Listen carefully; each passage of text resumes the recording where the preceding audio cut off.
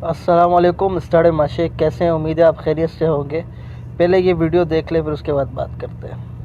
नहीं तेरा जड़ा है अपना के ना सुस तेरे को शिरके दा ना शाई केड़े शिरके च आया है तू वो शिरके दा नाम तसीले मरन है मुसद साहब उस से किसी पाकिस्तानी को वीज़े ले आई है और पाकिस्तान किधरे दा वीज़े ले आई है और मैं अच्छी में भी 6,20,000 दा वो अपने इलाके दा बंदा ही है कितना अरसा काम कीता ही तकरीबन साल के पास ना 8-9 महीने एक रियाल भी नहीं दिता नहीं 170 के बजे अब 8 महीने कोई चीज़ नहीं दी रिहाइश भी देने आ रहा है तुम्हारी अच्छा तो कितना महीना काम कीता इतने 8 महीने 8 महीने च कोई शय नहीं दी तै शिकवा ही नहीं कीता किसी की ओए जेड़े मुंडिया ये साडे तो पहले जेड़े नवे आंदे महीना तो पहले हाँ ਉਹਨਾਂ ਮਤਲਬ ਵਹਾਂ ਕੋਈ 30-35 ਮੁੰਡੇ ਉਹਨਾਂ ਇਕੱਠੇ ਜਾ ਕੇ ਉਹਦੇ ਨਾਲ ਗੱਲ ਕੀਤੀ ਕਿ ਫੀਲ ਨਾ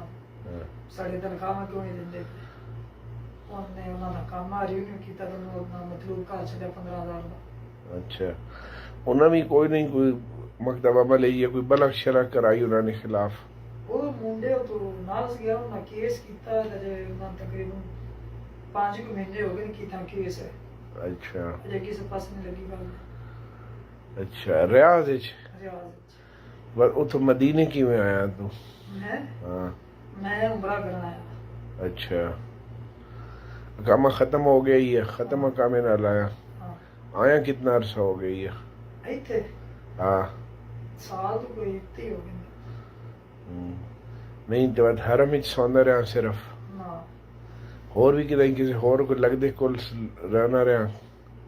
ਪਹਿਲੇ ਉਹ ਰਿਆਜ਼ ਜਿਹੜੇ ਆ ਨਾ ਉਹਨਾਂ ਨੂੰ ਰਿਆਜ਼ ਨੂੰ ਮਹੀਨਾ ਡੇਢ अच्छा ਤੇ ਉਹ ਤੋਂ ਮੁੜ ਨਿਕਲਿਆ ਤਾਂ ਮੈਂ ਅਗੇ ਚਲ ਕੇ ਤਾਂ ਅਗੇ ਕੰਮ ਬਣਾਉਂਦੇ ਆਗੇ ਤੇ